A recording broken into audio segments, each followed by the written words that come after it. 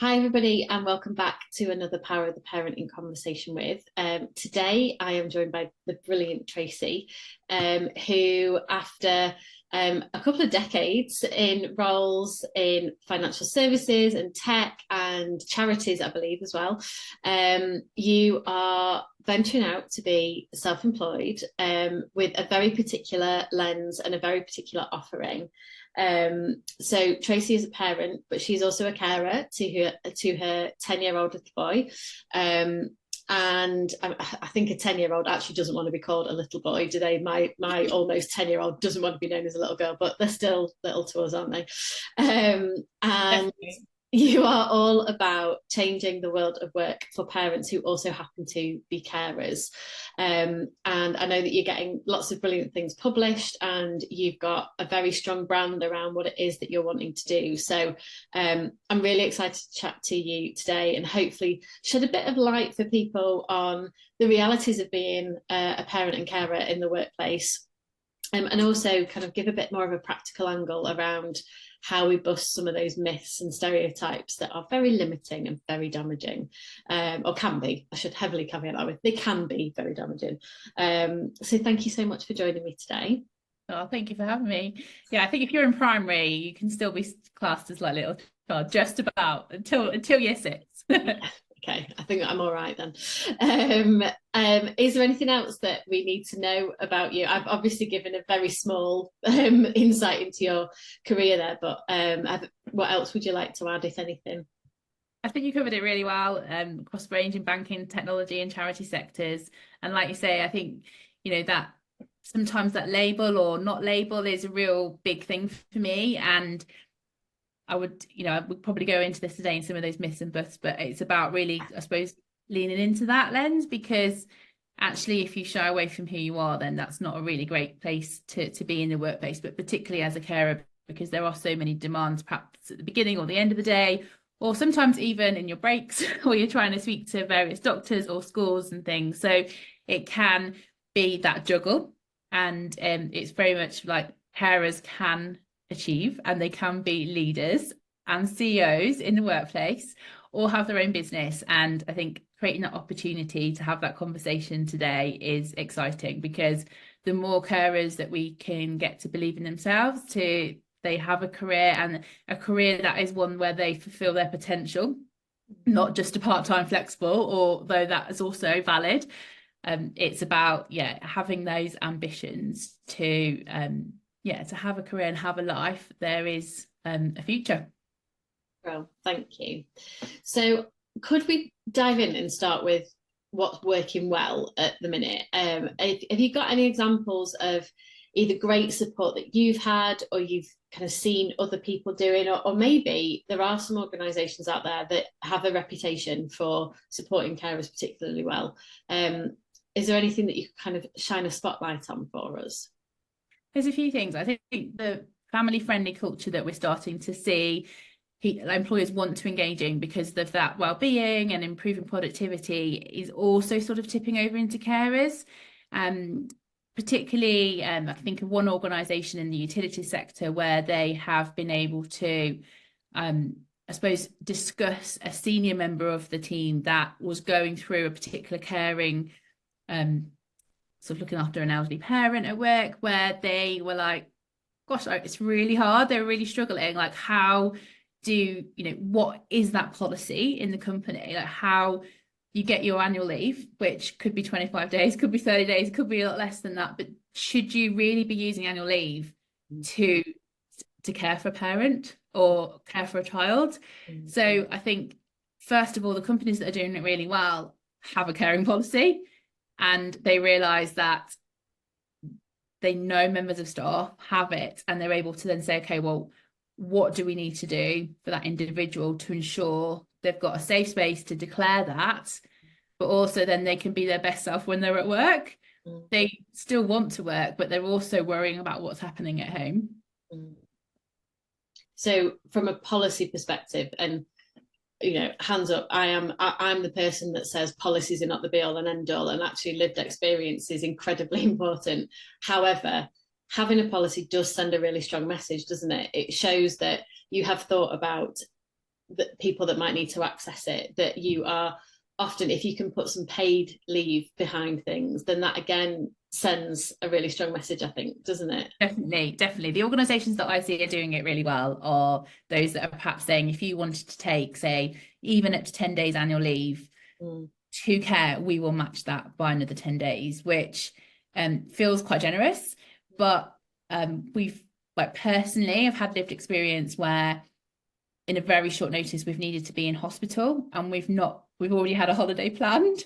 So it's not, how we didn't have that annual leave entitlement. So it's kind of almost just having, I think, a bit of compassion from the employer to say, okay, look, I'm not going to be at work. And the legislation that's coming in, it does start with that policy, but it's knowing that you feel going into that conversation that there's no judgment. You're not going to be like, you're not hiding it because you're like, oh, actually, I'm going to be off sick for the week. It's like, look, this is the situation at home right now. And my son was going to be in a hospital or parent or what have you, like how that you can't be in work. Like it is not possible if your child in our situation, my son was in intensive care from recovery from spinal surgery. Like I didn't want to have my laptop. I wanted to be fully present there. So for me, this conversation around policy is just knowing your rights. Like you feel like you're able to ask for that leave, and that one paid unpaid leave is great. So if you can get extra entitlement, then that's super amazing. And the companies that are doing it really well, I think are going to attract more carers into the workplace because it's definitely one of those benefits where you feel, that you want to maybe stay, or if you're going to get that benefit in reward, that you feel valued. But yeah, having the time just for unpaid time off is also great because it just gives you that peace of mind. If something does happen and my child needs to go in hospital, I'm going to get my annual leave, but I can also take that 1 week unpaid. I suppose it becomes a bit of a self-fulfilling prophecy in terms of attraction and recruitment practices. If you are a carer, then you're likely going to be looking for an employer who has a carer's policy, a carer's leave policy. Then if you don't, because I'm thinking back to a conversation I was having with a client, in a similar vein, really, where like, well, we don't need that policy here because nobody needs to access it. It wasn't a caring policy; it was something else. And I was like, yeah, but which comes first? Are you attracting people, or are people completely dismissing you from their line of sight of being a great employer? Because actually, you don't. It was an adoption leave policy at the time, because you don't have an adoption leave policy. So what comes first, the policy or the people? Yeah, exactly. And you're so right. Like I am a people person, a people manager when I was in the corporate world, and it's really important. But like caring can happen to you at any time. You don't know if you're going to get ill. So if we look at the classification of what that is, you kind of, you don't know you need one until you need one. And but there's probably people in that organization. So Carers UK state like 1 in 7 in the UK are caring, and that we're not sure how much that's been declared like in the workplace, or are employers capturing that information? Do people feel safe to share that what's going on at home? And yeah, there's probably there may be more than 1 in 7, but we know we're getting an elderly population now. So in the next 2 years, we're going to have more people over 65 than under 18, and a lot more single parent families. So certainly the need to care for the elderly is going to be increasing. So that, I think, whether you need it now or not, having that policy in place is really important because your staff might need that in the future. And thinking if you've got an elderly, like, aging parents, who's going to care for them? And I definitely don't want that to be the daughter. This quite often falls on the shoulders of women, and that's not fair either. So it's about opening that out to who's going to be looking after that individual if they do need care. It doesn't have to fall on the shoulders of the mum or the woman. Thank you. One of the things that you mentioned just a little while ago was around the importance of no judgment, and I think we can throw that phrase out understandably a lot because, like, that's kind of the place we want to come from. And definitely speaking as a coach, that's something that you have to, have a relatively good level of training in.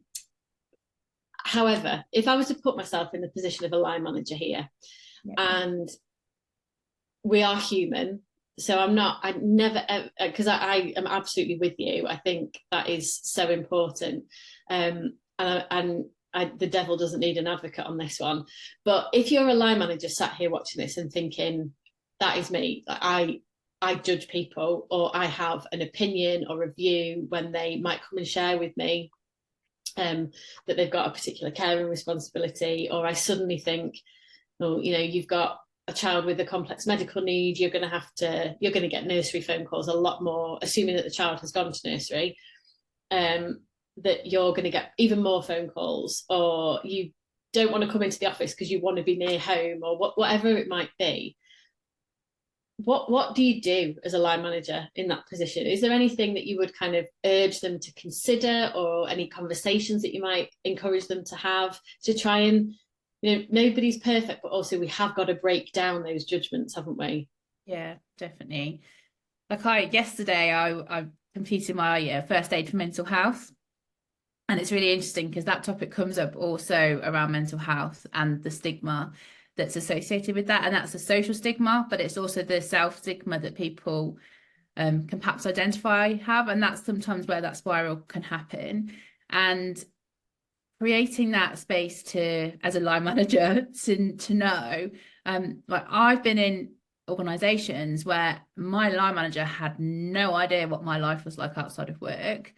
So the first step is creating that space to disclose, and like whether that's in the values, whether that's in a lunch and learn, whether however that employee feels safe. It's like that culture, psychological safety. You want to feel like if I share this, I'm not going to get like treated differently, which can show up as like how you think someone's going to say. So I think the first space for me is that if you're a people manager, like how can you want to try and understand a little bit what it's like? So creating a one-to-one, whether that's maybe out of the office space, meeting somewhere where they're at, like have a coffee, maybe somewhere where they feel that, okay, you really want to understand what it's like for me. Like I just listen, I think is, like you mentioned, being a coach, with that is a skill where you kind of can just be there for that, let them tell you what it's like, because you may not know. I didn't know what it was like until I had Archie, my son, and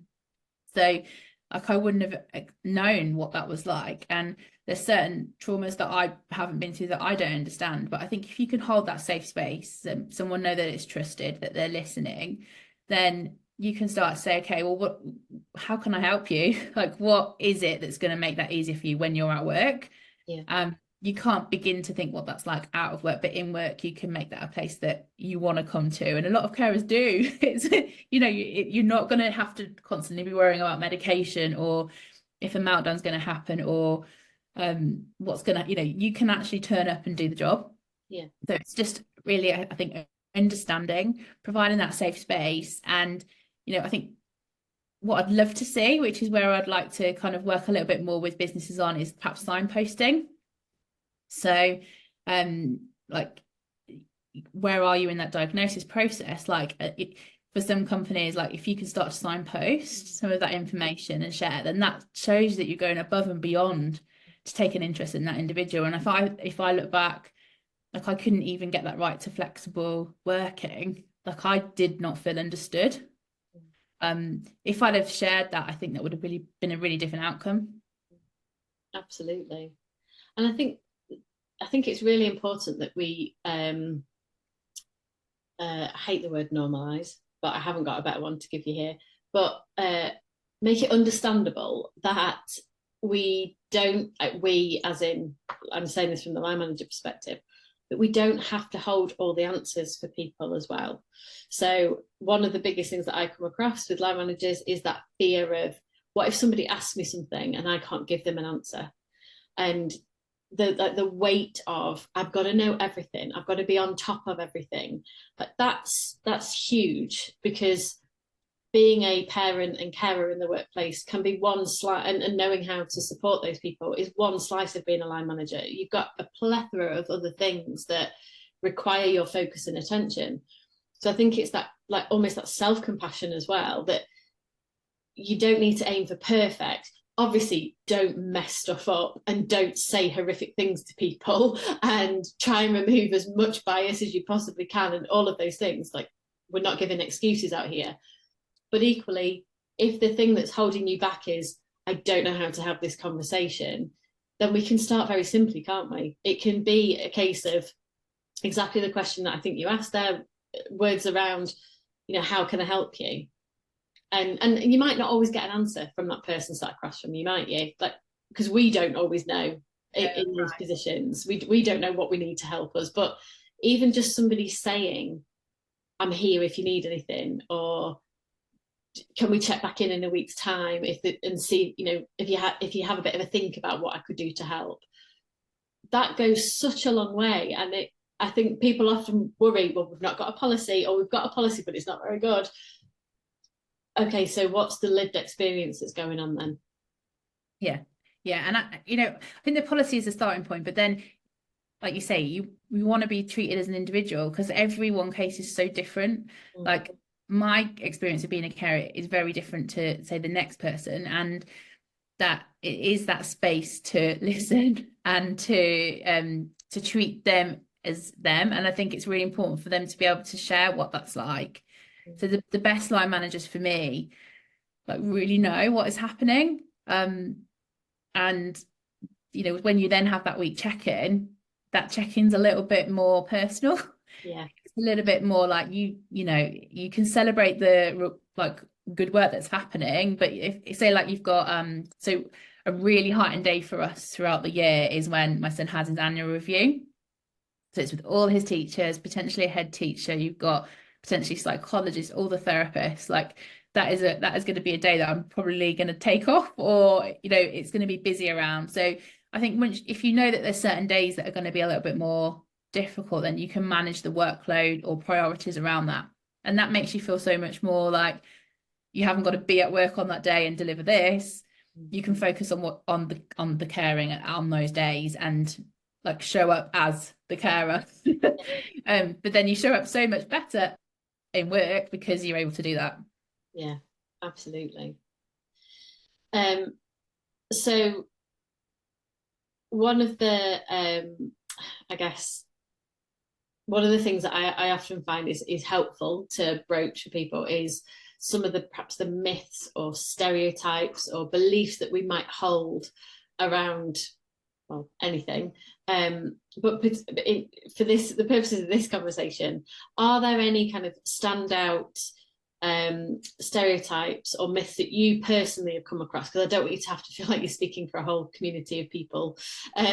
But specifically to you, is there anything that you've had to really push against, and because somebody's just assumed because you have caring responsibilities, that is, well, being a carer, I should say, that they're assuming some things about you?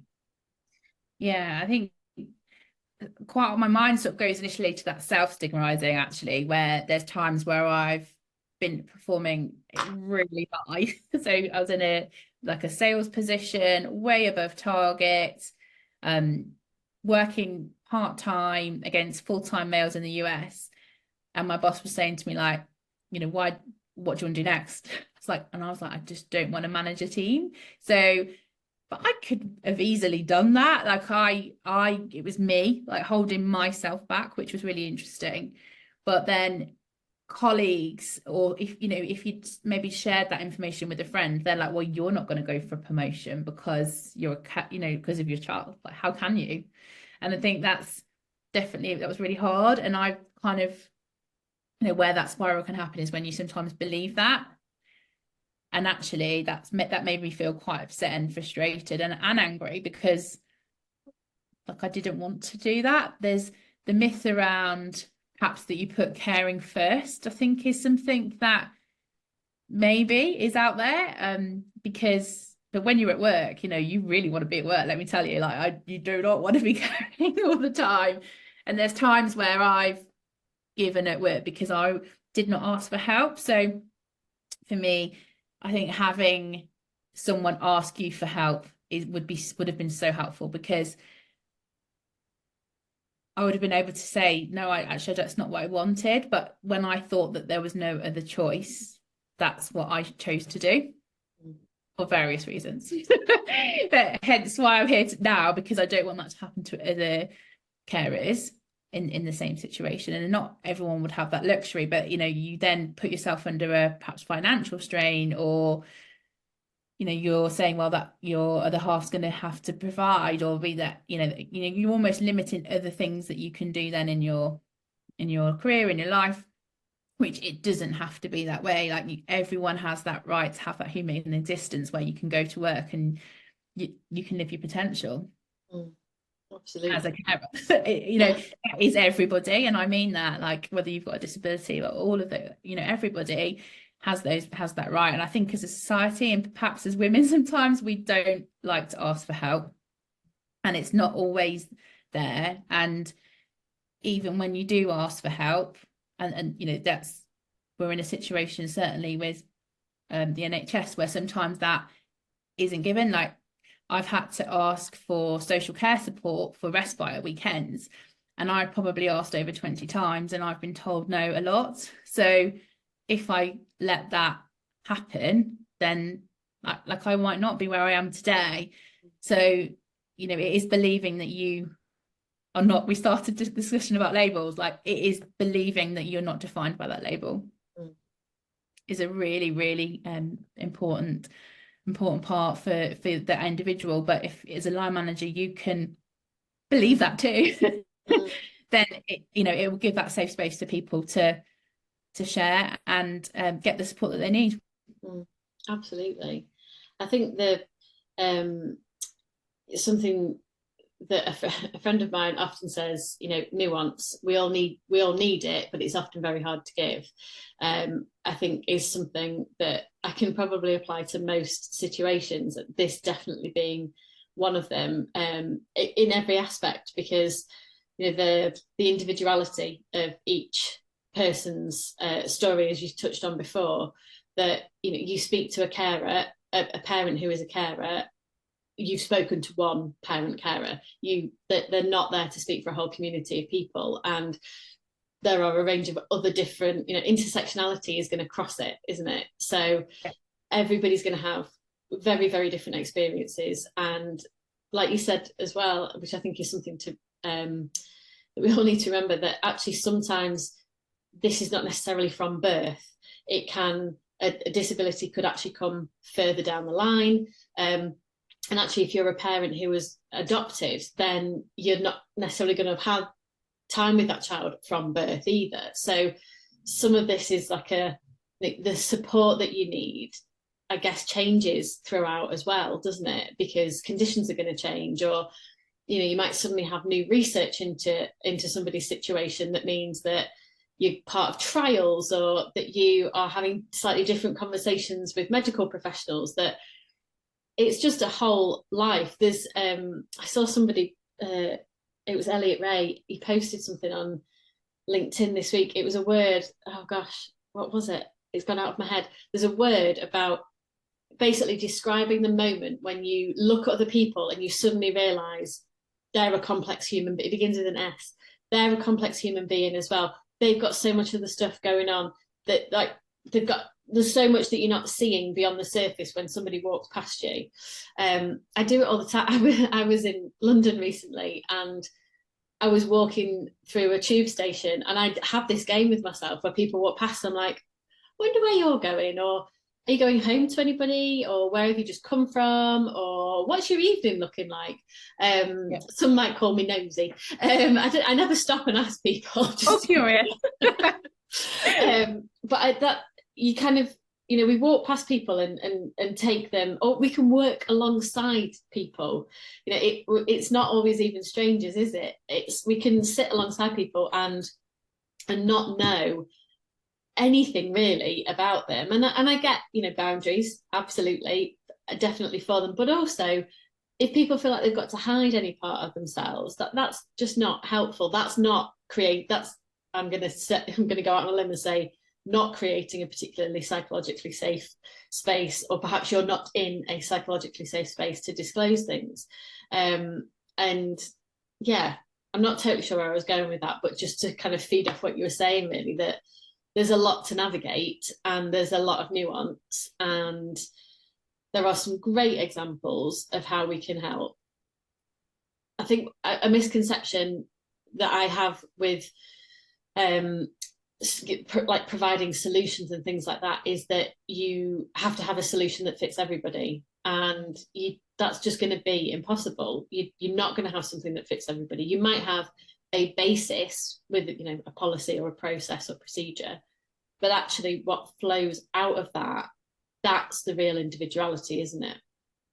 Yeah, definitely. And I think this is where you're going with for me, that interpretation of policy, because you can have a workshop and you can tick that box, but then it goes down to the culture and the line managers and how, you know, you're not going to know everything going into that. So there is a bit of vulnerability as a line, like you know, do you know what? You might say the wrong thing, and I'll hold my hands up. And sometimes I say the wrong thing or have done as a manager, but I think there's that, it's that intent that you are trying to make a difference to them, and you know they're able to then give you that feedback in return. That's really important. But one thing that recently I've used that's been really well is something like an inclusion passport or an about you document, or it's really just as a good manager getting to know your employees. But I think if you can have that relationship where that trust is there, then it's so much easier than when you're talking about a specific event or something that's then happening.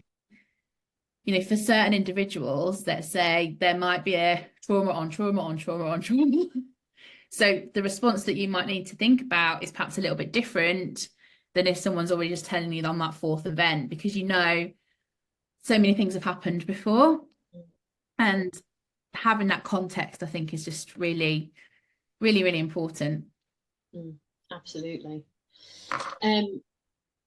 You've mentioned kind of having that support there. I think from what could be really helpful, if you've got any resources to share, are there kind of charities or support groups or anything like that that either you found really helpful or that you could advocate for, that if I take this from a line manager perspective for a second, and say I'm a line manager sat here thinking, how can I have some of these conversations, or what are some of the things that I should or shouldn't be saying?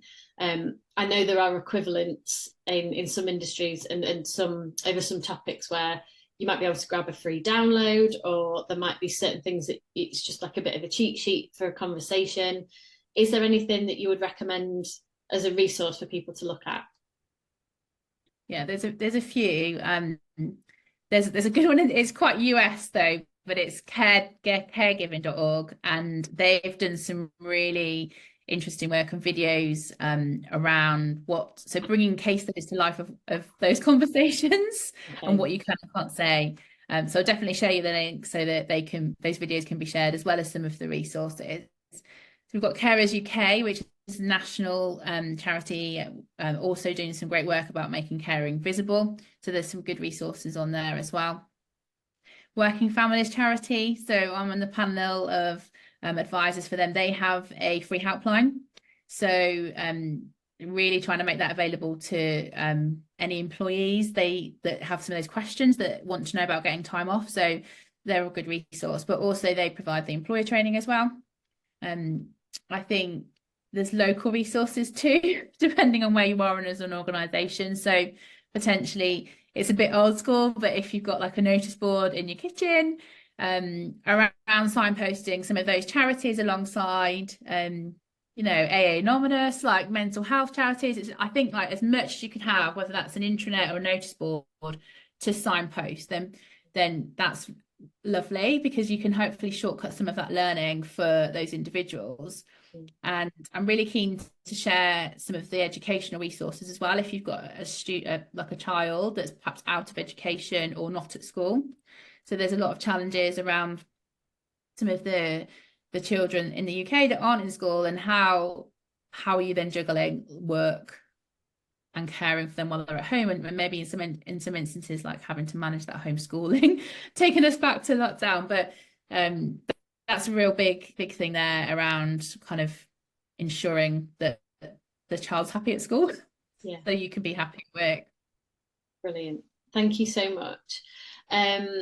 And if people want to find out more about the work that you're doing or how they can partner with you, because I know that you're working on a workplace pledge, aren't you? How can people best get hold of you? Brilliant. So you'll find me on LinkedIn. It's a really good place to connect with me, and yeah, have a look at some of the testimonials from some of the organisations that have already started to work with me. And I think it's best just to have a chat around where you are now, what policies you have, and what form of caring culture you'd like to have in your organisation. And there's ways that I can suggest that. So the Carers Pledge is very much around having a policy, but evidencing that against standards. And in return, it's a badge that you can have to show a sort of attracting, retaining talent as a caring, visible and valued organisation. So yeah, that's what the pledge is. But I'm on LinkedIn, and I'm always up for a Zoom or a chat around what good culture looks like, because I think so much of it is about, for me, caring, because I've got that lived experience, but so much is just, it's very similar whether you're a parent or whatever that individuality circumstance is. It's about good culture. Amazing. Thank you so much. Thank you for sharing your wisdom and your experiences. It's been lovely to chat. Great. Thanks so much, Charlotte, for the opportunity. Thank you. Thank you.